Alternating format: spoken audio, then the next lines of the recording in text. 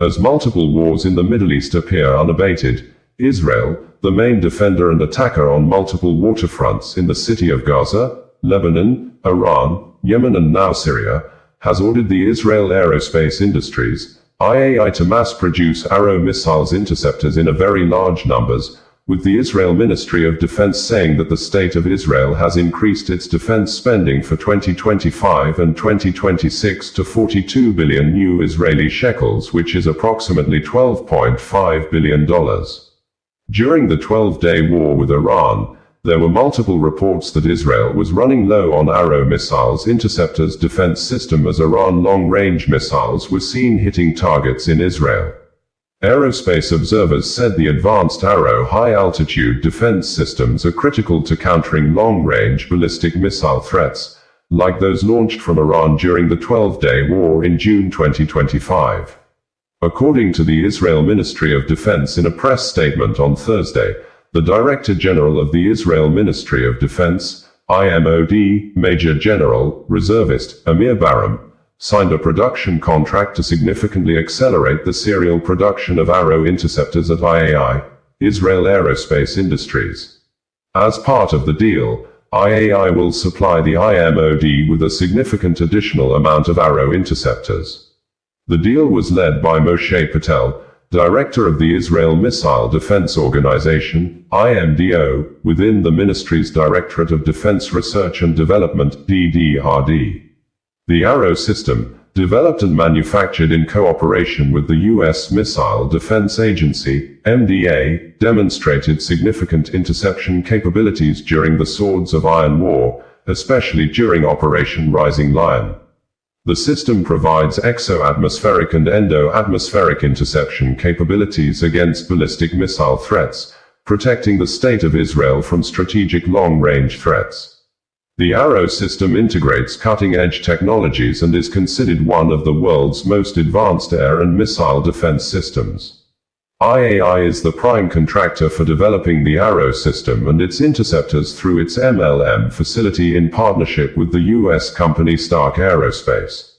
Other partners include I.A.I's Elta and Tamim divisions, Elbit Systems, Toma, and Rafael Advanced Defense Systems. The U.S. Missile Defense Agency, MDA, is a major partner of the IMDO at the ministry's DDRD in the development and production of Israel's multi-layered defense systems, including the Arrow and David's Sling weapon systems, and the production of Iron Dome defense system components. The strategic cooperation between the MDA and the IMDO helps ensure Israel's technological edge in air and missile defense. Also on Thursday, Israel Aerospace Industries, I.A.I. in a statement said, Israel is reinforcing its defenses on all fronts, at full speed. In a major move to strengthen national security, the Ministry of Defense has signed a significant production contract with Israel Aerospace Industries, I.A.I, to fast-track the mass production of Arrow interceptors. This strategic step will significantly increase production and expand Israel's interceptor stockpiles, ensuring the country remains fully prepared for both ongoing operations and future long-range threats. The Arrow system, designed to intercept ballistic missiles outside Earth's atmosphere, proved its unmatched performance during the recent defense campaign, saving lives and preventing widespread damage. As the lead developer and manufacturer, I.A.I is operating at full capacity in collaboration with trusted partners in Israel and around the world. Together, we're not only protecting the present, we're innovating for the future.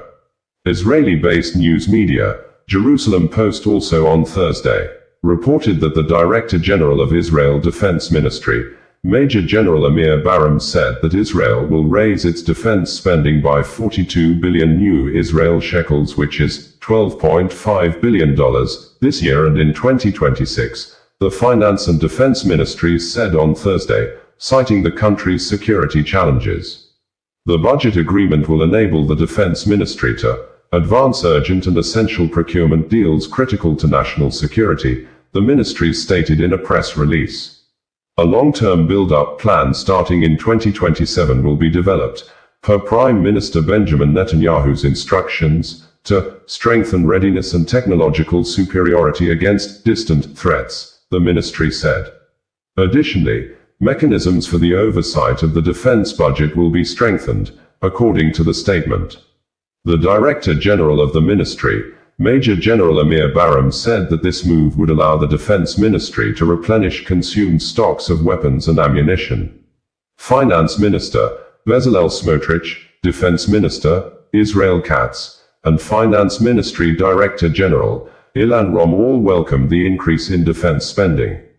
The challenges ahead are complex, in distant and close arenas, against enemies who openly declare their intent to destroy us. For this, absolute military, technological, and operational superiority is required, Katz said. We had reported that shortly after Prime Minister Benjamin Netanyahu returned from the United States, U.S. on Sunday, where he had paid an official visit to the U.S. President, Donald Trump, lawmakers and other U.S. government officials, the misunderstanding between Bedouin and Druze tribes in the Swaida region of Syria that started last Friday took a new twist, evolving into a deadly conflict after a Druze man was robbed at gunpoint on Friday by gunmen suspected to be natives of Bedouin tribe.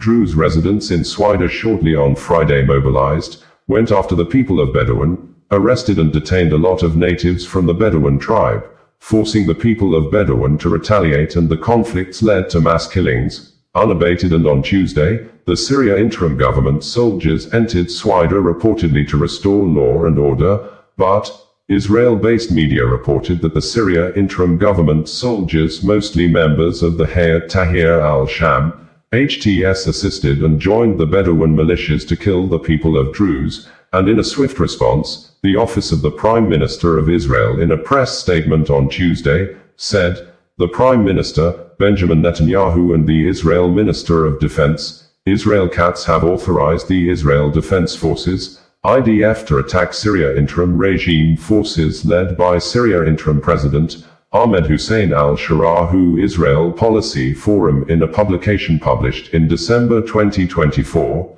stated that the new Syria presents fresh challenges for Israel, stating that the Turkey-backed Sunni jihadist group, Hayat Tahrir al-Sham, HTS, was an al-Qaeda's former Syrian branch, and its leader, Abu Muhammad al-Golani, also known as Ahmed Hussein al-Shara, who is the current interim president of Syria, was a member of an early version of the Islamic State, saying, Golani's chosen last name also foreshadows conflict over territory, that his family hails from the Golan Heights, which Israel partly occupied after the 1973 war and annexed in 1981, although President al-Shara, in nationwide broadcast on Thursday after ceasefire began around 9 p.m. on Wednesday night, said that the protection of Druze people is a top priority in his interim government, but he's not afraid of Israel that bombed the Syria military headquarters and the military base near Syria Presidential Palace in Damascus on Wednesday that led to the death of 5 persons in addition to more than 300 people killed. Less than a week the new conflict ensued.